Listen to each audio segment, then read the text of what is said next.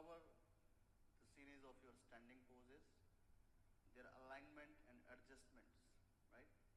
Their alignment and adjustments for the type of different bodies. What are the props which you can use at the need of the individual? In the previous lesson, we have discussed about the basics.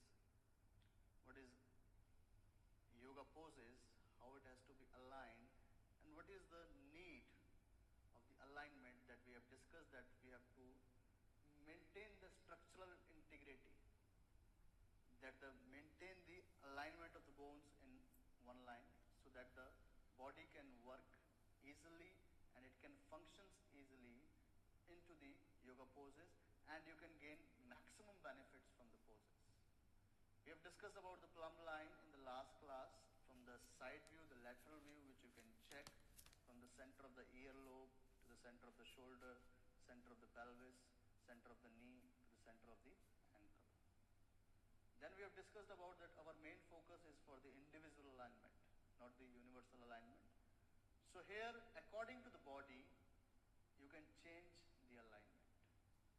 According to the different tightness of the muscles, we can change the alignment. So then there will be no extra pressure of any part of your body, and the breath can be easily flow inside your body, and you can enjoy your breath by yourself. So today we are going to discuss the first pose. That is your favorite pose, maybe, I don't know.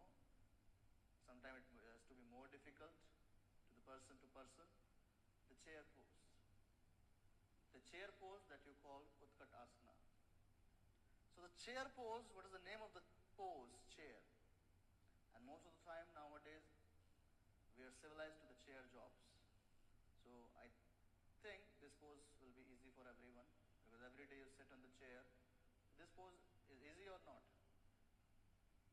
No, it's not easy, because that chair which we are going to make now, that is in a different way, right?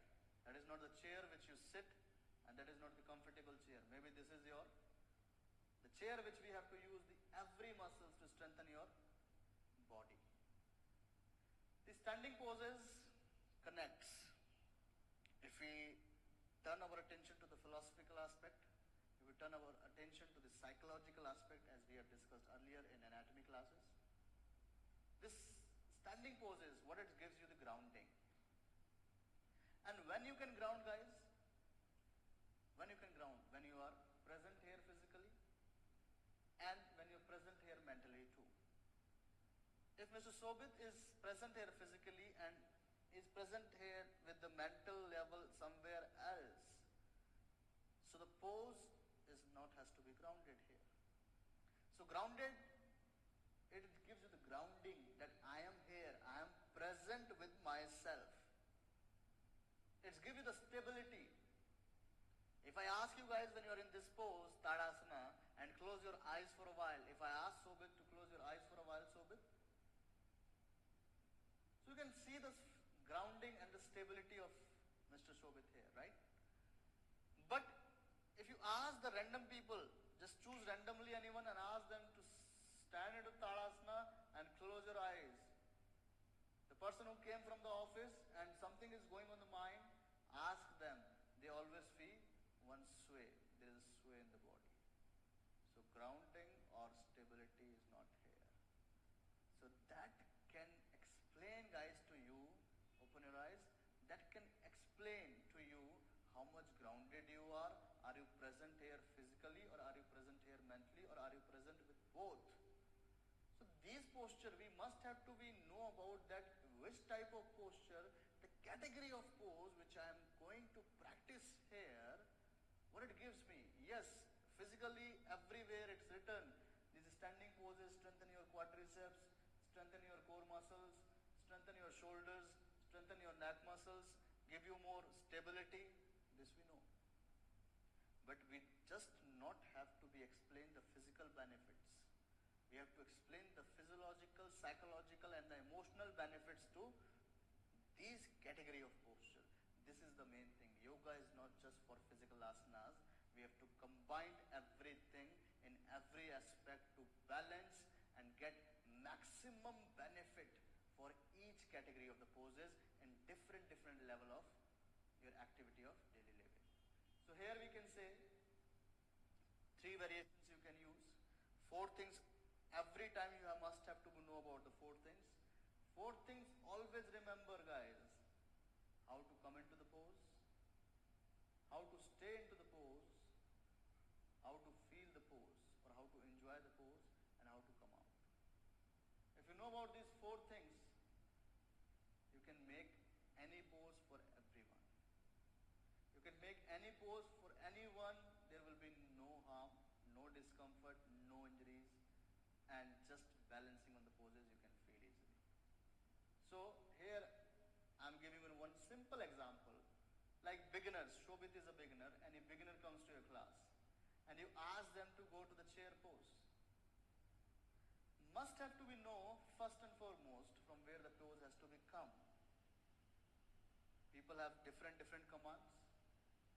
Yoga teacher has different commands, but how you make your command differently in your classes so the person can gain maximum benefit from the pose, not from you. So how you come to the chair pose, Shobit? So Shobit has a good flexibility, has good practice, he can do easily, right? But if we talk about the beginners, how to train the beginner, this is the first most thing. Just come out of the pose, relax. So for beginners, if you are teaching, right? For beginners, if you are teaching, you never have to ask that go that much down. From where the pose has to become, this is the first thing which we have to know.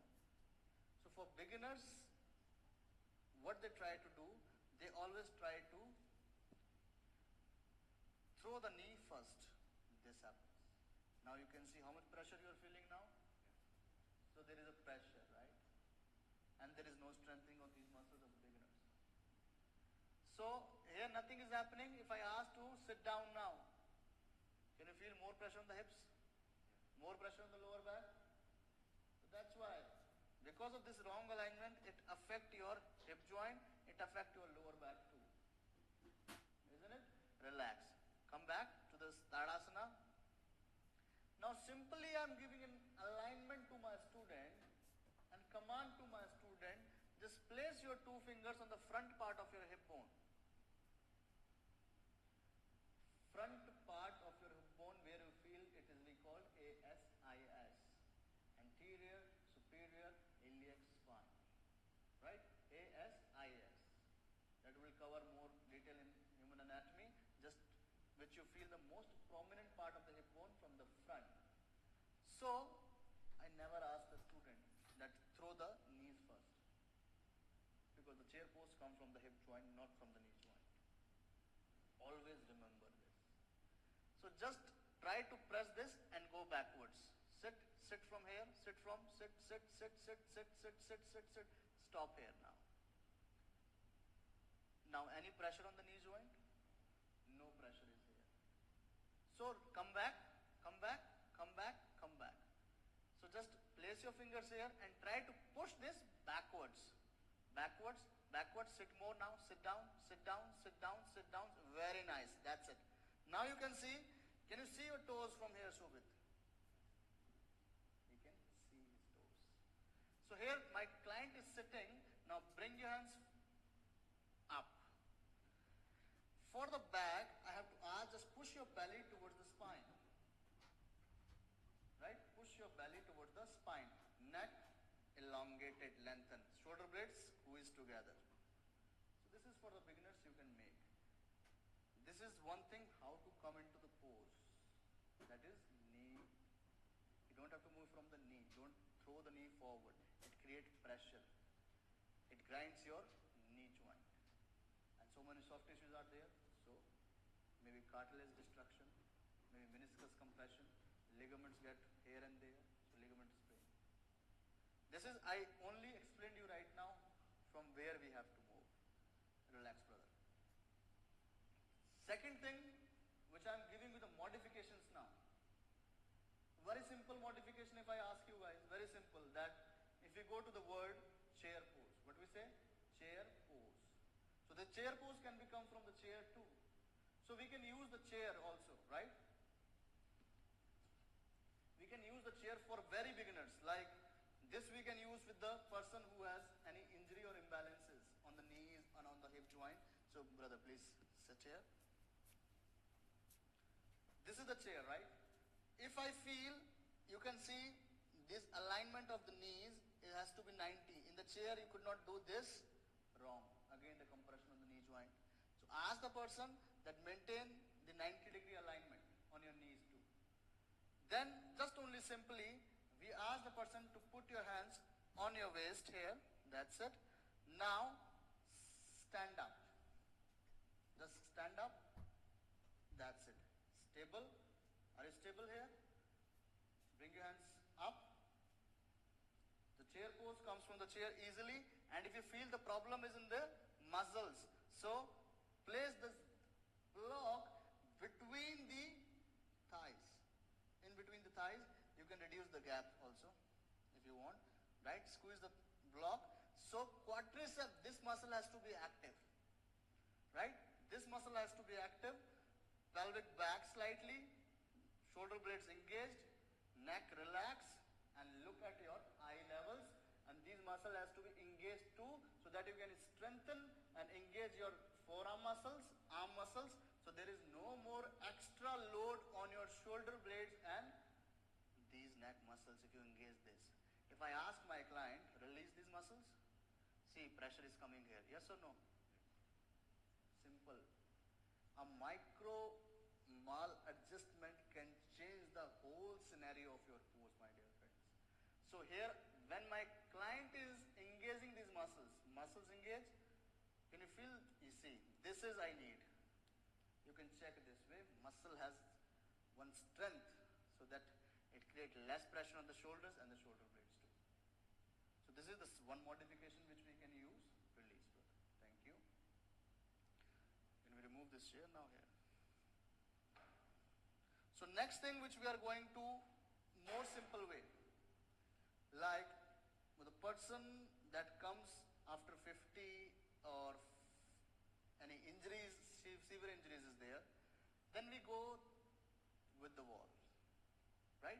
Then we go with the wall, just take a little bit distance, just bring your ankle slightly forward, so there is no more compression on your lower back, and just slide, slide, slide, slide, hold.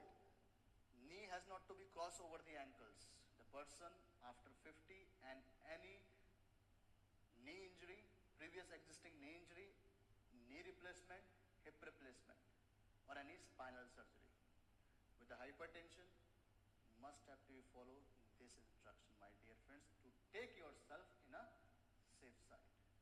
So here, back supported. Why I'm doing this pose here?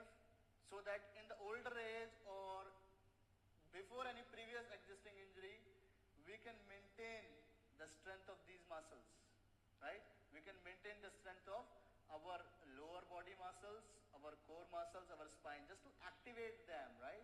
Here we are not going to tone these muscles in a very large way like in a gym. We don't have to isolate every group of muscle, just to strengthen them so they can feel pain-free life. So here we can say, now, just bring your hands up. Here we go. And for the neck, just support it here. Just try to, here we have to focus that this rib cage cannot be pointed forward. So slightly bring it, very good. That's the pose. Here you can see that you can do. Here also, if you want that, you can use the block, squeeze it, lift your toes up, brother, lift your toes up, muscle. Can you feel the engagement here, Shobit? So it strengthens your quadriceps. That is the group of muscle that we needed to strengthen the standing poses. So standing poses has the benefits that strengthen the what? Quadriceps. And that is helpful to maintain for the walking, standing and sitting. So this is the variation which we have discussed with the wall. Now the third thing which I am giving you guys, like, there is a one myth which you have listened so many times. People or the teacher always ask, in this chair pose,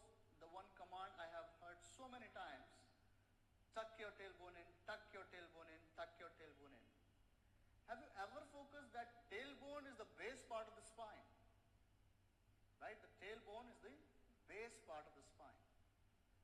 And we don't have to overforce the bone because it's the passive structure that is responsible for the stabilization. It is not for the movement.